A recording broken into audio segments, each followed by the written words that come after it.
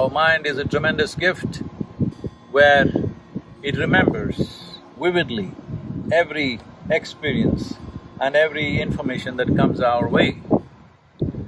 Well, this can be transformed into a phenomenal imagination, but if you lose control over your imagination, if you lose the discrimination as to what is imagination and what is reality, what is future, what is present and what is past, then your mind will become your greatest enemy. Most human beings are not suffering life, they're just suffering their memory and their imagination. What happened 10 years ago, they still suffer. What may happen day after tomorrow, they already suffer. This is not about life. This is about lack of control over two most fantastic faculties that human beings have, a vivid sense of memory and a fantastic sense of imagination. Do not worry about your future. If you do your present well, future will naturally blossom. We can only work with what's on our hands right now. You cannot work with what's on your mind. You can plan for what's on your mind, but you cannot do anything about it. You can only act in the present moment. You can only handle what is there right now.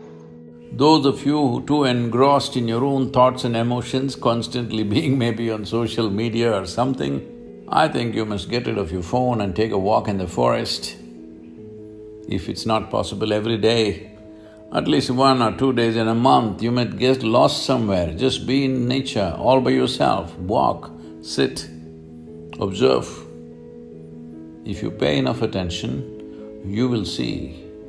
You will be so enchantingly enamored by every little thing in the existence because the way a single ant is made is too much for you and your intelligence to grasp exactly how this is made.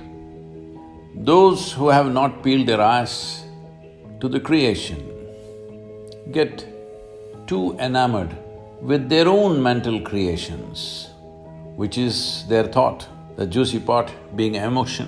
When your thought and your emotion becomes more important than the Creator's creation, that means you have become a perceptional tragedy.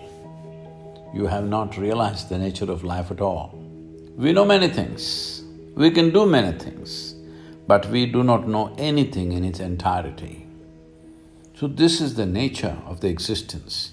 If you pay attention to it, naturally your own thought and emotion will sink to the background.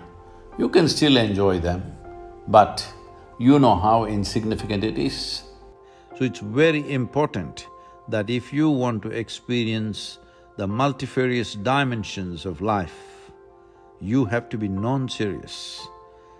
You become serious only because you have taken your own existence too seriously, though we exist here for a minuscule amount of time in this cosmos. This is a vast cosmos.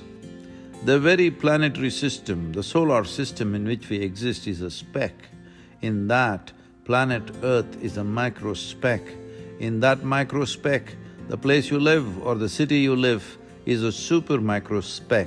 In that, you have become a big man or woman, and that's the reason why you're so serious about life. It's a brief amount of time that you have as life. In this, if you take yourself too seriously, you are one big joke. The secret of life is to see everything with a non-serious eye, but to be absolutely involved like a sport. So be a sport for life.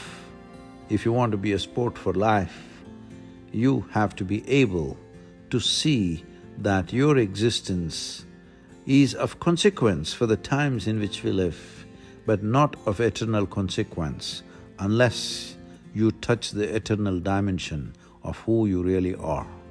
It's such a brief life, only in doing what you truly care for will your life become worthwhile. If genuine involvement has to come in your life, for you to give yourself absolutely, you must be doing something that truly, truly matters to you. It's important that you find that. When I say it's important to find that, you don't have to spend half your life looking for what is my passion. No, you just have to dig into this ability of you making everything yours. When everything is yours, this whole world is yours, this cosmos is yours. So when it is a part of you, if you involve yourself absolutely and constantly strive to create what matters to you, what you really care for, then your existence itself will be worthwhile. Not necessarily your actions, not necessarily what you achieve and may not achieve, but your very existence will be truly worthwhile, because just to breathe and be is a phenomenon. There is no greater phenomenon in life. If this is not worthwhile, what is?